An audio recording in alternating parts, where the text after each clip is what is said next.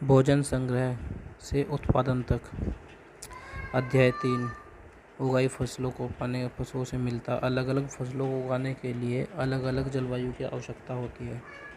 जैसे धान की खेती के लिए गेहूं और जौ की तुलना में अधिक पानी की आवश्यकता होती है।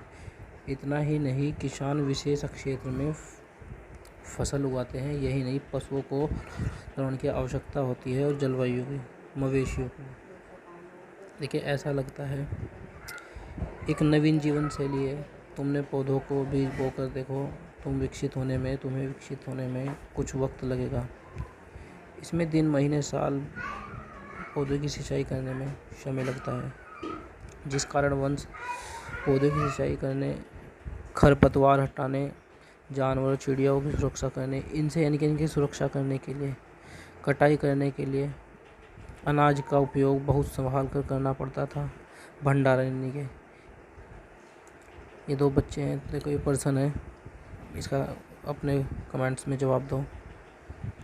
ये बीज रोपण कर रहे, खाद रोपण कर रहे, उपहार के रूप में, भंडारण के रूप में। पहले वस्तु विनिमय होता, ठीक है। वस्तु विनिमय आप समझते ही होंगे, वस्तु के बदले वस्तु। जैसे अनाज के बदले जौ के बदले सेब, ऐसे वस्तु विनिमय होता। देखो, हरियाणा का एक कन्नाकार है जो चित्र में दिखाया गया है। इसमें कुठार यानी कि कुठला, अनाज या आटा रखने के लिए महिला बनाती हुई दिखाई गई है। ये बहुत ही अनूठा रूप है। अब एक आपको स्क्रीन पर ये दोनों, जैसे अनाज और हड्डियाँ पूरा स्थल, जैसे गेहूँ, भेड़, मवेशी, मेहरगढ़, ये सब चीज़ आपको दिखे। जैसे चिरांद बिहार में पड़ता है, हल्लूर आंध्र प्रदेश में पड़ता है, फिर आधुनिक प्रदेश में पड़ता है। इन सभी से पूरा स्थल और अन्य हड्डियों के उपकरण प्राप्त हुए हैं हमें। ये बहुत ही इम्पोर्टेंट है। इस वीडियो के माध्यम से मैंने बहुत ही कम शॉर्ट वीडियो बनाई हुई है। स्थायी जीवन की ओर। स्थायी जीवन, पशु पालेंगे, पशुओं से बच्चे प्राप्त होंगे, घर बनाओगे। जैसे जम्मू कश्मीर में बुजुर्ग होम होते, गर्तवास गड्ढे के नीचे बनाकर लोग गर्तवास, इनकी सीढ़ियाँ बनाई गई थी उसमें नीचे और उतरने के लिए। ऐसा लगता था कि अंदर से और बाहर खाना बनाते थे। इनके अवशेष हमें प्राप्त हुए हैं। हमें का मतलब यानी कि पुरातत्वविदों को। तो गर्तवास का मतलब होता है गड्ढे के नीचे बना घर। इससे आंधी तूफान और इन्हें ठंडक भी मिलती थी। इस कारण वंशीय गर्तवास में रहना पसंद करते थे। खाना बाहर भी बना लिया करते थे। कुछ ऐसे अवशेष मिलते हैं। अब बहुत सारी जगह ऐसी है जहाँ कई सारे औजार मिले, जिसे पूरा पाषाण काल, नवपाषाण युगीन माना गया है।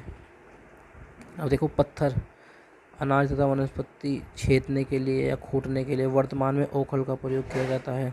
वर्तमान में ओखली का प्रयोग किया जाता है। पत्थर भी अलग अलग प्रकार के हैं, देखिए ये देखो। अब कुछ अनाज होते थे जैसे प्राचीन प्रस्तर का मतलब पत्थर, औजार का निर्माण प्रयोग लगातार होता रहा है। हड्डियों से भी बनाए जाते थे औजार। हड्डियों के औजार काफ़ी इतने मजबूत नहीं होते थे वैसे जितने कि प्रस्तर के। नवपाषाण युग पुरा स्थलों से कई प्रकार के मिट्टी के बर्तन मिले। कभी कभी इन पर अलंकृत यानी कि चित्रित किए जाते थे, रंगों का प्रयोग किया जाता था। धीरे धीरे बर्तनों का प्रयोग खाना बनाने के लिए और भोजन को रखने के लिए किया जाने लगा और इससे बहुत ही उपयोगिता सिद्ध हुई। जैसे ये दिखा, तुम कल्पना कर सकते हो कि पात्र कितना सुंदर बनाया हुआ है। चावल, दलहन, अनाज बाहर महत्वपूर्ण हिस्सा बन गए थे। इसके साथ ही लोग कपड़े बुनने लगे के लिए कपास जैसे पौधे उगाए जा सकते थे। क्या हर जगह परिवर्तन साथ ही आ गए होंगे? जैसे मनुष्य है तो परिवर्तन नहीं साथ नहीं आया होगा, धीरे धीरे परिवर्तन हुआ था। धीरे धीरे मनुष्य में परिवर्तन हुआ था, जिस कारण वंश उन्होंने कपड़े सिलना और कपड़े बनाने का प्रयोग किया। ऐसी बात नहीं है कि एक तरफ जहाँ कई जगह पर स्त्री पुरुष शिकार और भोजन संग्रहण करने का काम कर रहे थे, वहीं अन्य लोगों ने हजारों सालों के दरमियान धीरे धीरे खेती और पशुपालन अपना लिया। जहाँ लोगों मौसम के मुताबिक बदल कर आजीविका चला गए। इनके अदल बदल कर अपनी आजीविका, मैंने पहले भी बताया था कि वस्तु विनिमय होता। किसी के पास सेब है, किसी को आलू की आवश्यकता है। अब सूक्ष्म निरीक्षण, इसमें एक मानचित्र दिखाया गया है। इस मानचित्र को रोक कर आप ध्यान से देखिए। मैं बार बार मानचित्र का जिक्र करूंगा। मानचित्र को अपने जीवन की एक रूपरेखा तैयार हो जाती है, ठीक है। बार बार देखो, मानचित्र मैंने 3 बार लिया है और एक लड़की मानचित्र का अध्ययन और कुछ जगहों को ढूंढने का प्रयास कर रही है बुक में अपनी किताब लिए हुए। तो ऐसे ही मैंने कार्टून लगाए हुए हैं जिससे आपको पढ़ने और देखने में रोचक तथ्य हों। देखो क्या क्या कहाँ हुआ होगा। ईरान जाने के लिए मेहरगढ़ बहुत ही अच्छा स्थान है, इसे ढूंढो। और जहाँ से स्त्री पुरुषों ने इस इलाके में सबसे पहले जौ, गेहूँ और बकरी पालना सीख लिया होगा। बकरी आगे ईरान जाने वाले महत्वपूर्ण रास्ते जैसे बोलन दर्रा, इन्होंने इसलिए किया होगा क्योंकि इन्हें बकरी से दूध, मवेशी, भोजन प्राप्त होता। खुदाई भी 2 प्रकार की होती थी। जानवरों की हड्डियाँ मिली, जैसे हिरन, सूअर आदि की हड्डियाँ मिली थी। बकरियों की हड्डियाँ ज़्यादा मिली, उससे ज़्यादा मवेशियों की हड्डियाँ मिली। ऐसा लगता है कि यह लोग मवेशियों को पालने लगे होंगे। मवेशियों को पालने का मतलब है कि उनसे भोजन प्राप्त होता था। उनसे माल ढोना या एक स्थान से दूसरे स्थान पर माल ले जाना उन्हें आसानी होती थी। ज़्यादा हड्डियाँ मवेशियों की प्राप्त हुई। अब ये मेहरगढ़ में है। इसके अलावा चकोर कुआं यानी कि आयताकार घरों के अवशेष मिले। घरों में 4 या इससे ज़्यादा कमरे, जिनमें से संभवतः भंडारण के काम आता था। कुछ कुठार भी होते थे, 4 कमरे होते थे और उसमें ज़्यादातर 4 कमरों में एक कुठार जो अनाज या भोजन के लिए बनाया गया था। आयताकार घर भी होते। मृत्यु के बाद सामान्यतः मृतक सगे संबंधी के प्रति लोगों की आस्था, उनका मानना था कि मृत्यु के बाद भी परलोक में मनुष्य भोजन करेगा।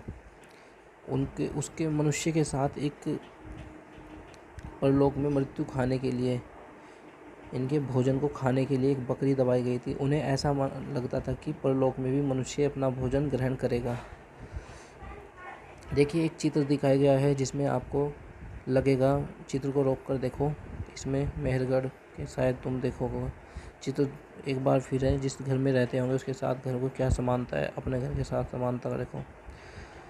अब मेहरगढ़ का चित्र है, शायद तुमने इस घर में रहते होंगे। देखो चित्र मेहरगढ़ का शायद पास क्या समानता है, अपने घर में और उस घर में क्या समानता है, मुझे कमेंट्स में लिखकर ज़रूर जवाब दीजिएगा। देखो एक वीडियो को बनाने में काफ़ी समय लगता है। दार्जिलिंग आएगा, हैंडिंग पुलस्तर, ये चीन और महिमा की ओर जाने वाले ब्रह्मपुत्र घाटी की एक पहाड़ी पर है। पत्थर भी मिला, संभवतः पत्थर चीन से आया होगा ऐसा लगता है। देखो सोच रहा है लड़का, चित्र में मैंने दिखाया हुआ है कि ये पत्थर कहाँ से आया होगा। ऐसे ही तुम भी वीडियो को पॉज करके सोचो। हमारे ये पूरी की पूरी बुक के बारे में दिया हुआ है मैंने। आपको कहीं भी किसी भी चैनल से पढ़ने की कोई आवश्यकता नहीं, ना पैसे कहीं भी खर्च करने की आवश्यकता है। बहुत ही रोचक तथ्य के साथ मैंने इस वीडियो को कंप्लीट किया है और मुझे पूरी आशा है कि आपको मेरी वीडियो बहुत पसंद आई होगी।